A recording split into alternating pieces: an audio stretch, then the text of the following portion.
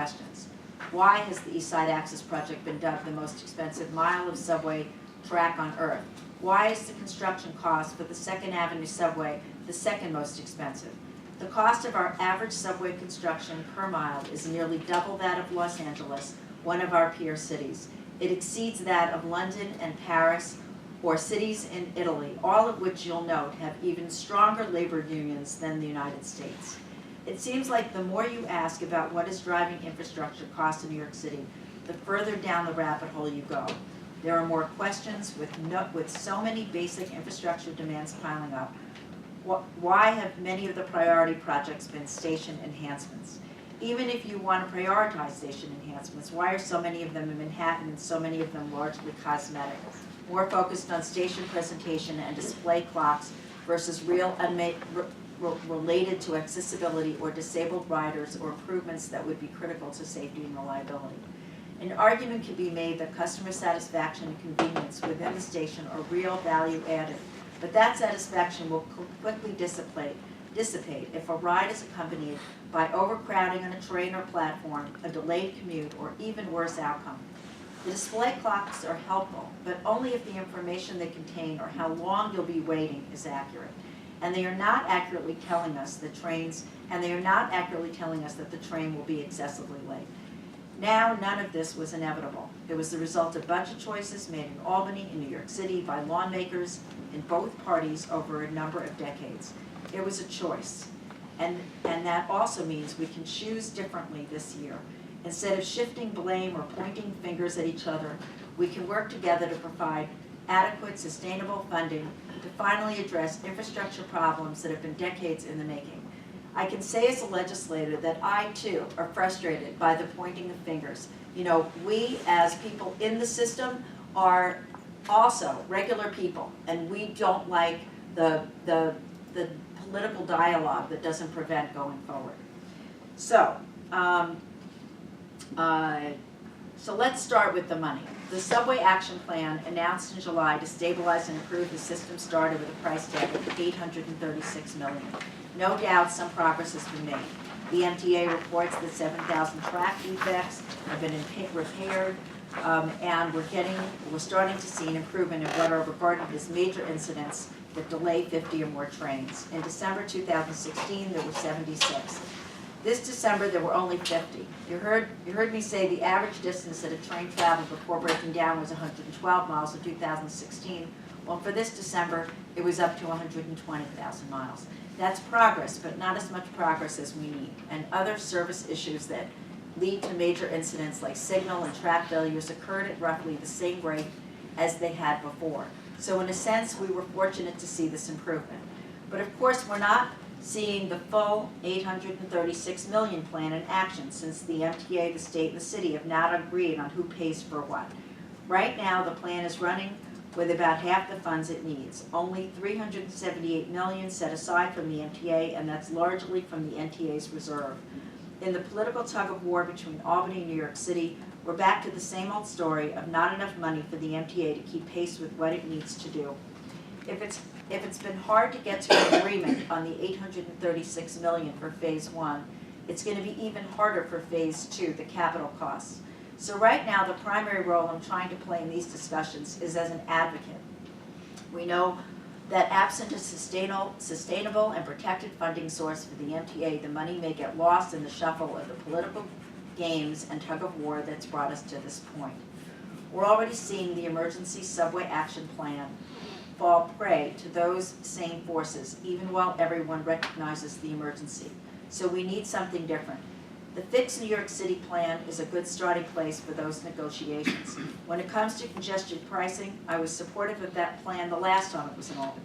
It seems to me at the top level to be a classic kill two birds with one stone solution because it simultaneously helps with traffic congestion in Manhattan and provides long-term sustainable funding for the MTA. But many of my colleagues are not there yet. They have concerns about constituents who need to do short trips into Manhattan to see a doctor or a dentist or some non-negotiable errand.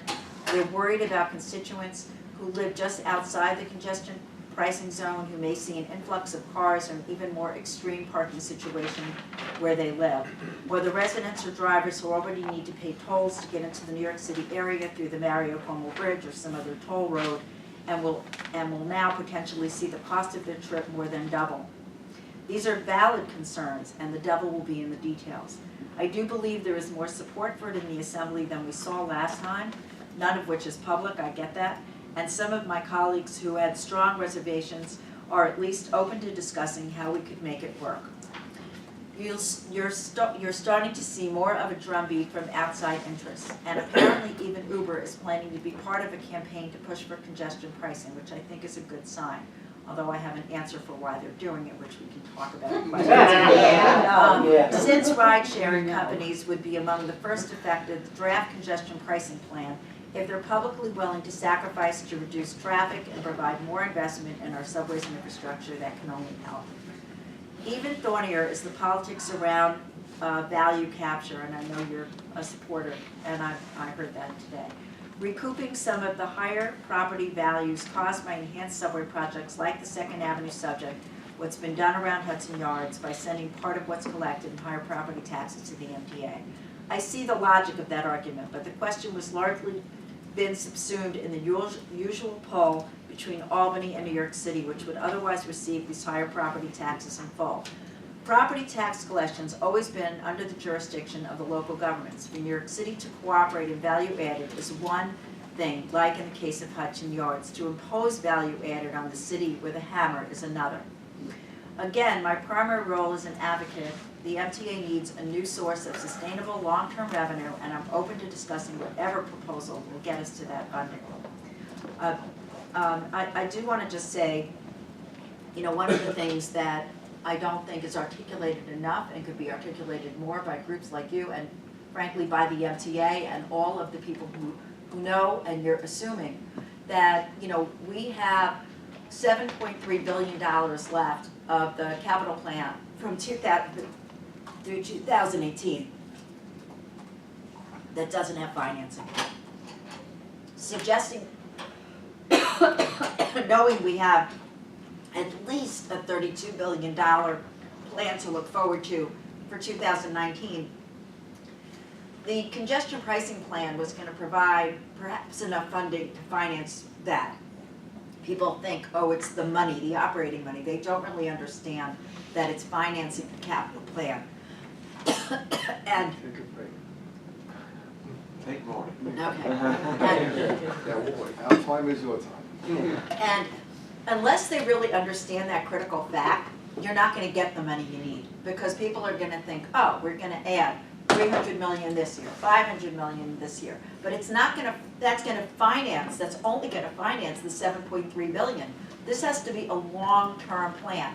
This is complicated stuff. You guys have been in it for a while. I'm new to it, and I'm only just, but I've been in the legislature for 17 years, and I didn't know that until I took this job, and I can tell you that most of my colleagues don't know that. So I'm trying to educate them as I go along in my conferences. But, you know, for example, because of the storm, the conference on this was changed from Wednesday when we would have had more people to Tuesday night at 10 o'clock p.m. when people were trying to get back down to their districts, because we have a one-house budget that we have to go to print on. So a lot of people stayed, but a lot of people didn't, you know, and so we need to keep, you know, they always say, you know, with as a politician, they say if you see someone once, you're not going to remember them. If you see someone 3 times, you're going to start associating the name and the face. Same is true with a concept. You know, we have to start bombarding everyone involved in making the decision. And I know you were going to send your resolution to those who represent the catchment area. I would suggest you send it to everybody who makes the decision in Albany. So. Yeah. So my second role is oversight and accountability. I've met with Joe Loda and Pat Foy, Catherine Rinaldi, the new president of Metro North, and I hope to soon meet with Andy Byford of the New York City Transit Authority. I believe the leadership of the MTA is committed to turning around the narrative about our transit system from what I've watched so far, particularly around reliability, and I look forward to partnering with them to do it. But my committee's role is that of oversight. For the increased public investment that the MTA requires to achieve the reliability we need, we also need to know they're being as transparent with us as possible about their operations. When they give us numbers, we need to be able to trust them. For example, when they are giving us a public accounting of the delayed riders experience, attributing some to track and infrastructure conditions and others to power problems with Con Ed, we need to know that the numbers are not slanted to make themselves look better and Con Ed worse. And as you know right now, Con Ed is not on my best favorite list. But even having said that, when I read the Daily News article and I saw that so many of the outages, and I listened, you know, I wasn't at that meeting, but I listened to the MTA meeting where it was questioned, you know, what, you know, I'm forgetting who was, I remember where he sat, but I forgot what his name is. And he was asking, you know, why don't we get those numbers in our reports? You know, why don't we get the outage numbers if they're so significant? And I didn't feel comfortable with the answer. So I started to look into it a little bit, and having just been the energy chair and actually have been in the legislature for 17 years, I looked knowing that this was going to be monitored by the PSC, and I looked on their website for the analysis of what those Con Edison power incidents were, you know, and how that was being handled. And I noted that there were only 198 incidents, not 32,000 as was reported. And in fact, only 32 of them, only 32, after an analysis between Con Ed and the MTA, actually showed that they were power outages. And when I asked it at the hearing, I was informed, and I get this argument, but it should have all been laid out there so everyone understood, that those 32 outages led to many delays. You know, I can tell you that the tree down in Metro North last night led to delays, right, that impacted lots of commuters. But it was one incident. And I think that when we heard 32,000, we thought there were 32 incidents, and that wasn't made clear. So I'm not suggesting that there weren't 32,000 delays, but there were 32 incidents. And people should just know the truth, because without the truth, we lose confidence in our system, we lose confidence in our electeds, we lose confidence in the boards and the councils, we lose confidence in our advisory committees. Everyone just needs the truth in order to be able to be the most helpful. So I so believe in transparency, and that's just something that I'm going to be looking at. So similarly, Andy Byford won plaudits for saying that the designation of delays being caused by overcrowding was not providing meaningful information, and the 300,000 or so delays classified as such weren't really getting at the root cause. I appreciate that, but his honesty as providing us information ought to be the norm, not a pleasant surprise. As another example, we can't take our eye off the questions of safety. Just last week, the state controller released an audit that raised serious questions about the fitness of train conductors and operators to run New York City subways in a safe and reliable manner, and whether train service supervisors are being held accountable for adequate compliance to the MTA's policies. The report details instances where required records relating to failing grades, tests, and quizzes were missing, where other records on whether train operators and conductors attended required sessions were also missing, and where training, hearing tests, and medical assessments were administered long after the time frame required by policy. I was even more disturbed to learn that an employee who fails the test at the end of a refresher course for a second time will return to the field, and the supervisor is notified of the failing grade. That doesn't make sense to me. And, you know, and I've written a letter to Mr. Byford. Wish I could have met him first, but I haven't yet. It's my fault. I'm in Albany so much now. But I'm looking forward to those answers because it just doesn't make sense. And the response, not by him, but by the agency, didn't make sense to me either. So transparency is important, not just because no one likes to feel misled. It's important because of our goal to improve the MTA's efficiency, improve its service, and make the investments that will allow it to win back riders' confidence. We need to know where we're starting from. If the MTA is not holding its employees to its own policies, as a recent auditor's report showed, and especially if that could impact safety in any way, we need to know.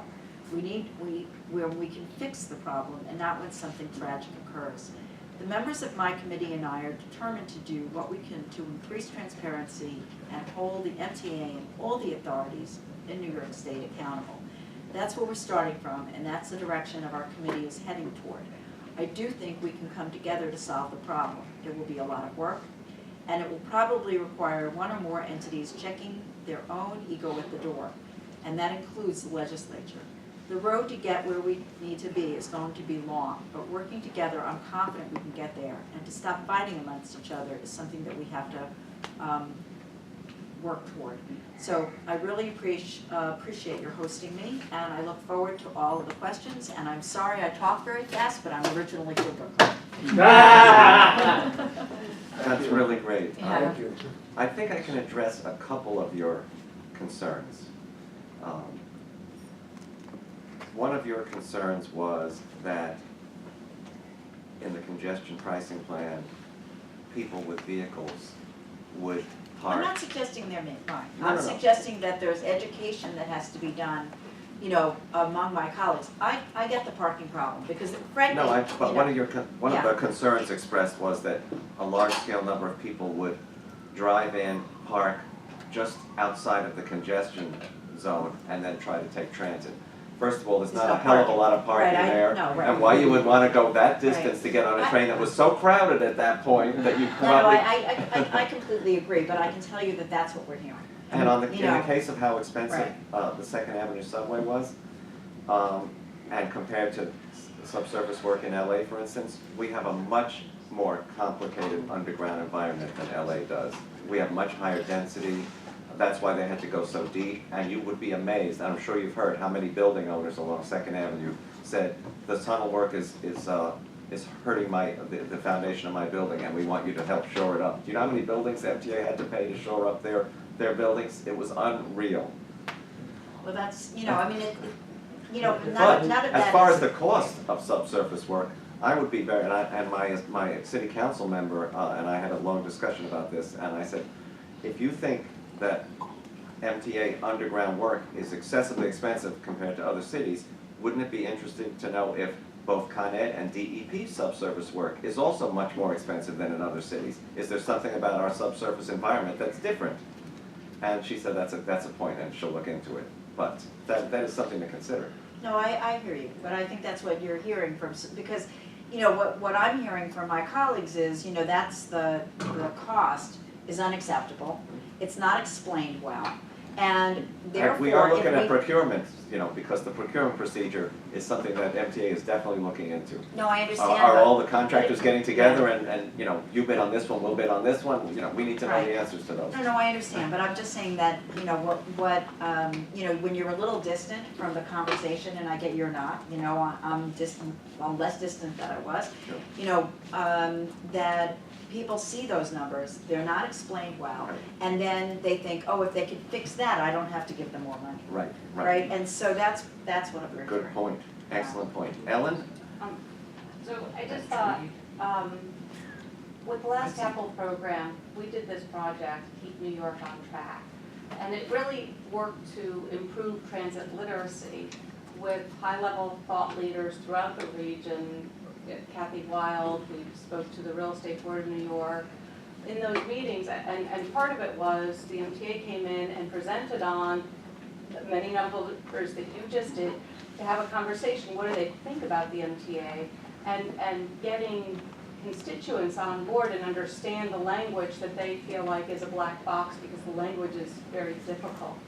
And with the Real Estate Board of New York even, many of these roundtables recognize a $50 billion capital program is much more in order, so we're not in the place we're in right now. The $32 billion is just plain the wrong number.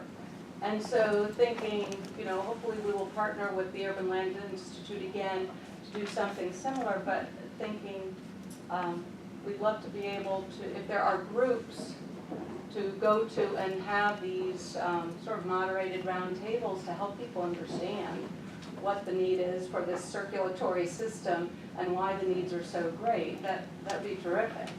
No, I mean, I'm looking forward to hearing. I know that the proposals even haven't come up yet, you know, from the various entities, Metro North and LIR, which feeds into the process. I'm looking forward to having hearings, you know, on the capital plan, because, you know, we ultimately will make the decision because we are going to have to finance it. because the MTA is just gonna have so much money themselves, they're gonna look for state financing and city financing. So the feud between the city and the state has to go away. And, you know, the city's gonna have to cough up something. I mean, you know, they can't just sit around and just, you know, oh, we don't like the governor, so we're not gonna contribute, you know. So that they're gonna have to do something, you know, whether through the relationships of the assembly, which are better with the mayor than the governor with the mayor, can finesse that, I don't know. I think that the speaker's hoping that that's the case. But everybody's gonna have to be a partner. And to get to a $50 million capital plan over 5 years, you know, we're talking about probably financing it about $750 million, you know, I mean, in a additional yearly, right? Exactly. So, you know, so let's say the MTA could do 15 of that, I don't even know, you know, 20 of it, you know, it leaves the rest of the state, it's huge. And, you know, it's, you know, coming up with that revenue is hard. So I can tell you that, you know, I too was disappointed when I didn't see a more aggressive plan put forward in the governor's executive budget. Because without that, there's no debate. And, you know, so I know you're sending this, and I encourage you to do so because the debate's not over. You know, but it's over for this budget year. You know, I can't imagine that okay, so the way it works, the budget, right? You have the executive budget, which has already been proposed with and the only thing regarding congestion pricing is the Fix New York would study the traffic in the bus trucks and whatever they're going to study, right? And, you know, the infrastructure for the Uber cars and all this. And so that's all that's in there. That's very disheartening, because if everything was passed this year, the charges that would be put on Uber and Lyft and on the other car services would kick in 2019. Well, But I mean, at the I best think the would be Assembly- 2020 for the The regular Assembly congestion. doesn't understand why we need to have an infrastructure before we can charge Uber and Lyft.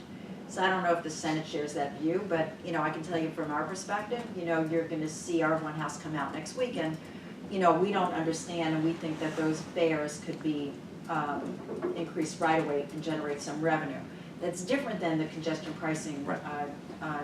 tolling and so forth. Right. But there is a sophistication, you know, with the ride sharing, you know, and the hail, you know, and even hail taxis, that we're not sure we need that infrastructure. So we may just, you know, we may get rid of that component of it and look just for the increase in revenue, which we're discussing.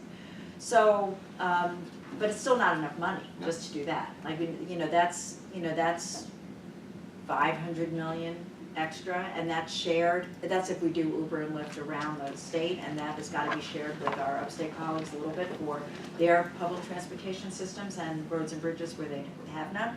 So it's maybe When you say upstate, you mean outside of the MTA? outside of the MTA region, if we put Uber and Lyft fee on there, Oh, which is yeah. being Which is all advocated over. by public transit outside of the Because metro, all the other you know, states which Because they're all over this, they're all Yeah. over and left. They're everywhere. Because the legislature approved it.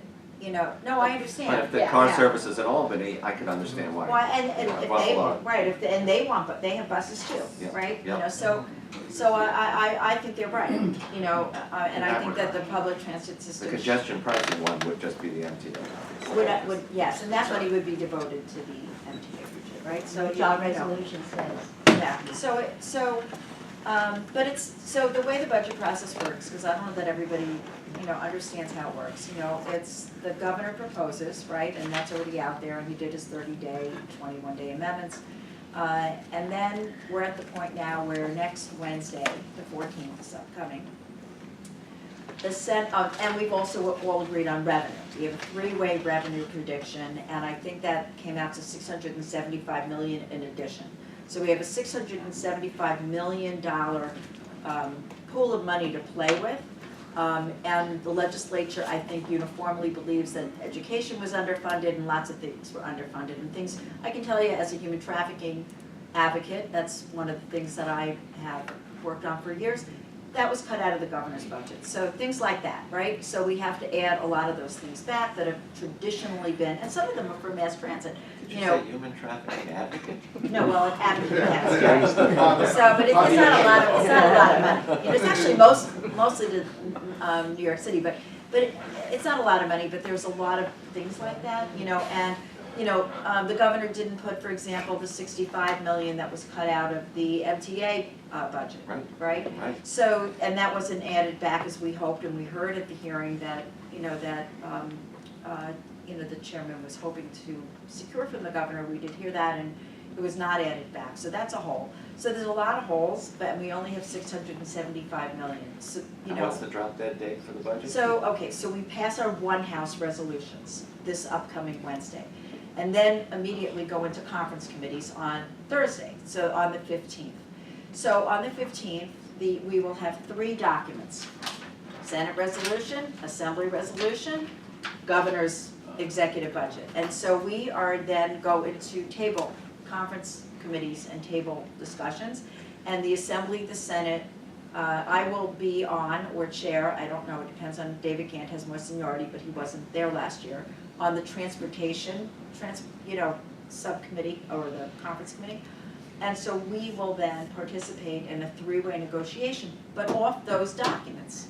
I have never seen new concepts come in. So the fact that the governor didn't put it on the table makes it easy for the legislature, which has more members and has hesitation. The Senate outright rejected it. The Assembly has not. The Assembly, as I said, has softened. So I don't think you're going to be disappointed in the Assembly, one house, but you're not going to see it going any further than the governor's study issue, right? So you have your 3-way thing going on, and you'll have that until we pass the budget, which has to be because of the holidays, Easter, Passover, Good Friday, all that stuff. By Thursday, whatever that date is, the 28th or 29th. So that's the deadline drop date, and the negotiation will go on from the 15th through that date. But the goal would be not to take it off the table, to have part of the dialogue going forward, to implement some parts of it that can be, to restore the 65 million, and to encourage the city to put up their share of Fix New York, fix subways or whatever. Subway action plan. And, and that would, in my mind, take us to the next point, which is okay if we put enough revenue in, to fund the 7.3 billion that we still have owed to us from the 2018. But we need to get somewhere by 2019 to support the new capital plan, even if it is delayed, but we need to get somewhere. So then the advocacy for whether it's congestion pricing or another scheme that would allow for that kind of financing needs to go forward. So that's, and that's what I'm gonna be looking for. Trudy. As you probably And know, I was before her, yes. I was right after her. We'd have our hands up together. I'm still doing this, but. Yeah, that's fine. I have time for both. You don't. Go, Edith, Judy. go ahead. Waste your Edith, time. no. I have a very simple question. Yeah. We saw money taken out for the ski resorts and for these cockamamie lights. Do we have anything in the budget this year from the governor that's going to be, That diverts the money, no. okay, locked box? What's happening on that? You know what, there's no such thing as a lockbox because it could always be unlocked, but I do think you'll see devoted funds. Trudy. I'm going to try to be very brief because, as you know, everybody else here knows, I worked at the MTA and I worked with Dick Ravage and put together the capital program. So I would love to have a conversation with you about the history. Of course, when we worked on it, Mark Allen Siegel was the head of the committee that you had, and there's a whole history there. But the one thing that most of us sitting around this table are realists, and we know that politics, and I'm putting quote signs up, come into play with everything that you've talked about. and especially the, I don't know, the word that they're now using is the feud, you know, between the governor and the mayor, and about the funding and how much the city will put in, because this is the situation with this, with the adamance of the mayor and with this whole millionaires tax and whatever. It smells, it comes down to politics. So I would hope that while we're all talking about how it should work and how the budget works and the one House bill and et cetera, that we should also, all of us, and I think Andrew certainly does, and take into consideration the political part of the whole process that you, we, and all of us are going to be going through. Well, I think that's why you're not seeing it in the budget. Remember who runs this year, right? So, you know, I don't know how it polls, you know, I don't do that. But I think that even if it polls well, you know, when the fees start getting imposed on people, they're not going to be happy. So that the 1 year delay might serve us all well. One of the things that hasn't been done yet, which I think would have helped sell it, is that nobody has yet detailed, either to the elected officials in Brooklyn and Queens or the people of Brooklyn and Queens, what transit improvements are in the offing should this pass. Nobody has spelled that out yet. No, they haven't. And but part of it is that will be through the capital plan, right? So it's hard to know. You know what's in the plan now, but The vast majority of commuters in those boroughs are mass transit users, not motorists. Right. And they would really like to know what's in it for me, right. you know. Well, then you have them also making those calls to the elected officials, not just the people who are going to be paying the increased tolls. Well, could you just, I ask you, because you are not in the city, so that you have a better, slightly better perspective on what's been going on between the governor and the mayor, if you could share with us, and this is off the record, you know, your own view on if there's any light at the end of the tunnel. Yeah, nothing's off. Oh, okay, oh, okay. Like, Well, yeah, like, it doesn't matter. like You know, I never feel shy everybody about- else in the state were required to post on the internet our meetings, so we are recording. Yeah, I don't okay. mind, I don't mind. Okay, You know, so Full I, disclosure. I can only tell you what my job is, you know, and, you know, my job is to, or as I perceive it, is to ensure that we have a reliable system, you know, that includes Metro North and LIRR, right? So you can only, you know, right now the governor put a lot of mandates on the city, for example, you know, which I think is not wise. But at some point, you know, if there's enough frustration, maybe the New York City members will even get to the point where they want to see that happen too. You know, but, you know, I'm involved in the state level, so I want to just be sure that at least the part that I'm responsible for, you know, happens. And part of that is convincing my colleagues. So at every juncture, I'm reminding them that no matter what revenues we put in, it doesn't end the problem, because the revenues have to support the capital plan that we haven't even embarked on yet, and it might be as much as a $50 billion capital plan. Yes, David McCall was my predecessor as the MNRCC chair. He's one of your colleagues. Yes. Now, is he on your committee? Yeah, yes, he is. In fact, I wasn't on the committee, but there